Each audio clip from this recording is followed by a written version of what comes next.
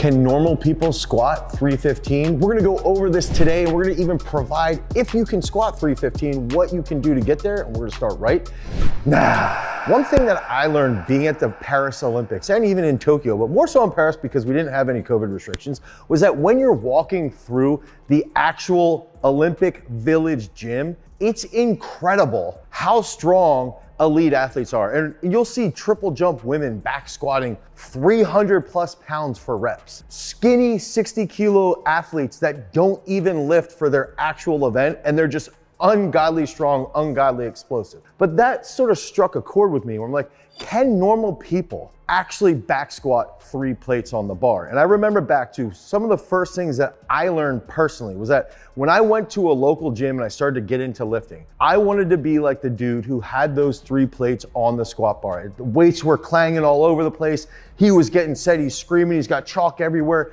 and he's squatting 315. So the first thing that we've got to recognize, and this is a big lesson that I learned, is that there's a factor around one, genetics. So do you have what it takes, meaning the neural drive, the focus, the actual physical capability to get to that point? And I would argue that almost everyone could get to the point of back squatting 315. Even the skinny video editor directly behind the camera, I believe he could do that. It will take a longer time duration, but I think anyone can actually do that. Now, when we're looking at this, when we're looking at genetics, oftentimes we're thinking about limb length, okay? So take me for an example.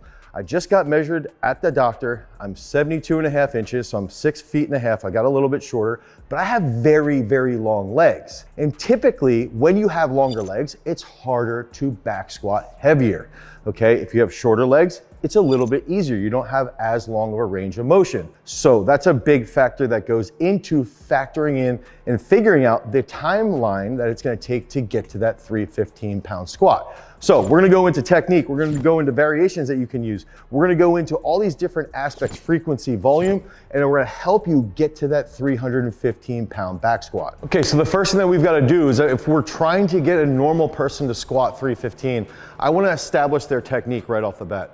Okay, so I'm gonna use an example. When we have younger athletes that come in and they need to increase their strength, they need to increase their back squat. Okay, first we'll have them do a high bar back squat. Okay, so we'll have the bar placed higher on their shoulders here versus a low bar back squat, which would be about here. Okay, so if we go a little bit higher with that back squat, I wanna establish that I want full range of motion, okay? And we can almost get a little bit of a bounce out of the bottom. Okay, so we can go here, a little bounce out of the bottom and drive up. Okay, here, and drive up. Now, one of the things is that if you're not a young athlete, let's say you're a little bit older, and you wanna get into powerlifting or anything like that, I would recommend playing around with a low bar squat, but I would do that full range of motion. So it'll make it a little bit easier for you to get to that 315. You can get into this position here. The bar's gonna be a little bit more over my hips here. I can come up here and come back up. Now, you're gonna have a little bit more of a forward chest, but the big factor here is that I wanna go over is that establish your technique. If you're starting at 1 plate, okay, so in this case, we have 70 kilos on the bar.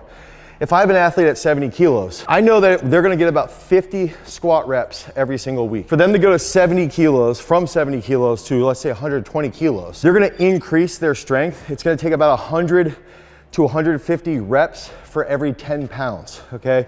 So I know I'm working in kilos and pounds at the same time, but typically that's a good rule of thumb, is that you're gonna get about, for every 2 to 4 squat workouts, you'll get about 10 pounds. It's probably gonna be about 4 to 6 squat workouts will get you about 10 pounds. So that's gonna help you quantify how long it takes to get there.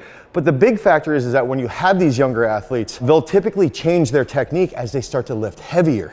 And we don't want that to happen. So we wanna make sure that we're dialing in the technique. We got a high bar back squat or we got a low bar back squat. Dial in that movement pattern and recognize that's gonna be the test. So the first time that you squat 315, get it in your head right now. Am I gonna do it high bar or am I gonna do it low bar?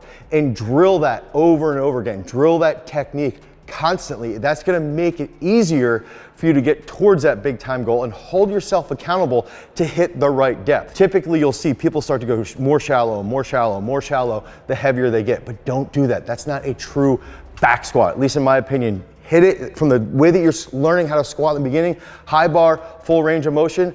Use that as the test in the beginning when you're at 135 pounds or at 70 kilos, and then slowly build up over time. So the next big aspect is establishing frequency and volume together. Start off the bat. If you're at 135 pounds or you're at 70 kilos, something like that, 155 pounds, start off with squatting twice a week. Okay, so let's say you squat on a Monday. So inside our strength training app, Peak Strength, we will do a leg day on Monday. Day one is gonna be that lower body strength day. So we'll squat. I would recommend 5 to 7 sets, something along those lines. So you might do 5 to 7 sets for when you're first starting off that challenge to get to that 315. Let's say that you start off with 5 to 7 sets of 5 to 7 reps, okay? That's a simple blueprint. Okay, that's day one. Let's go to day 4. So this could be on an impulse day in Peak Strength, or for you, if you're not using Peak Strength, which you should be, if you want to achieve those big time goals, by going over to peakstrength.app, the Google Play Store, or the Apple iOS store, download Peak Strength today. On day 4, you could do, let's say 7 triples or 5 triples, and you could do it at a lower intensity. So if you only squat 70 kilos, let's just say you do 7 triples with a 1.5 minute rest at 50 kilos, something like that, okay? And you can just get that groove established. The first 4 to 8 weeks need to be establishing the groove and the feeling, and that's where that frequency and volume comes into play. Now, another thing that you can add in is that as you start to work through, let's say you're on week 10 or week 12 of this big venture, this big journey to get to that 315 pound back squat. So you got 3 plates on each side. The next thing that you could do is on day 1, you keep back squatting. But then on day 4 of the week, on that impulse or speed day, now you start to do a front squat, or you start to do a Zercher squat, or you start to do, I wouldn't actually do the Zercher squat, you start to do a zombie squat, or a squat to a box, but you add in a variation. And when you add in that variation, that can target a specific weakness. I would actually recommend, if you're starting this journey, you hit those back squats on day 1, you hit front squats on day 4. Front squats are extremely hard. That's why no one wants to do them. But if you can build that front squat up to around 80 to 82, 83% of your best back squat, now that's gonna transfer back and forth. It's gonna help build that trunk. It's gonna help build that posture, and that's gonna lead to better execution. So volume and frequency, start with twice a week frequency. Start with about 50 reps a week.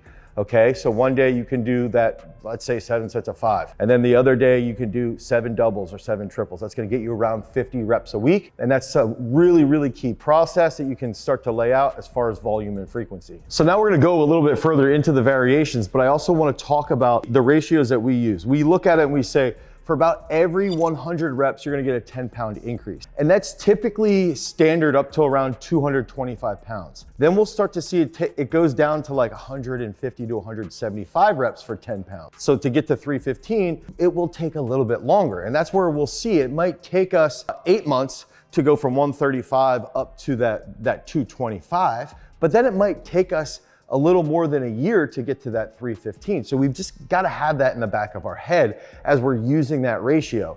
Now, if you're an athlete that's really gifted, that ratio might be a lot shorter. If you're not as talented or you're smaller, maybe you only weigh 130 pounds, it might take a little bit longer. Okay, so we've just got to bear with that in mind. Now, with the variations, I had talked about how some people will skip out on their shallowness when they start to get heavier. So one thing that we can do is that if we're doing like a normal back squat here, okay, so we're testing with a full range of motion. Now, if I have somebody who tends to get a little bit more shallow, they don't like to get the stretch shortening cycle out of the bottom, one of the variations that we would do on day 4 would be a pause squat like this.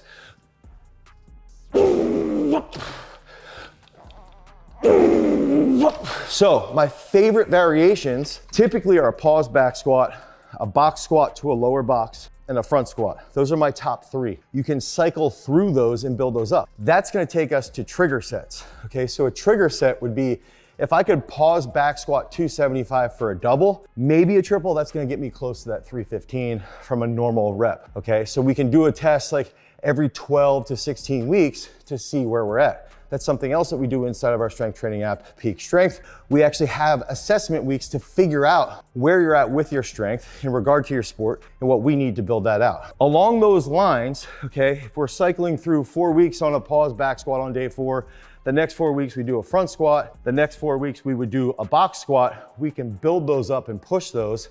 And then our traditional back squat, our high bar back squat, those trigger sets to get to 315 might look like 275 for 5, 295 for a double to a triple, okay? And then that would get us that 315 for a single. We might do 225 for 10, and that's gonna get us close, but probably not entirely there.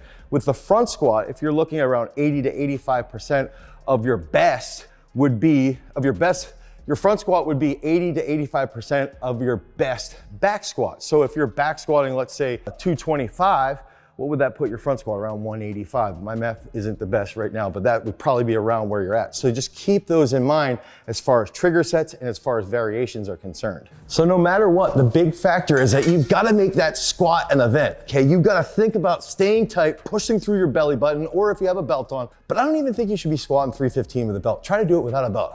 Get tight.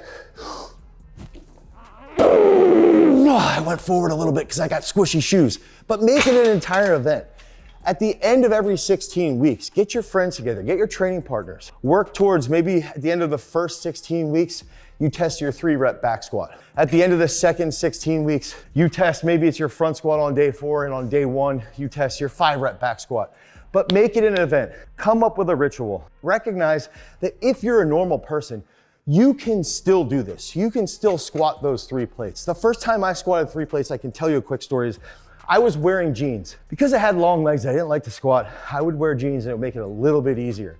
But it was so much fun standing in my parents' garage, having 3 of my training partners, blasting Led Zeppelin, and just coming out of the rack as angry as possible. It's something that you can do.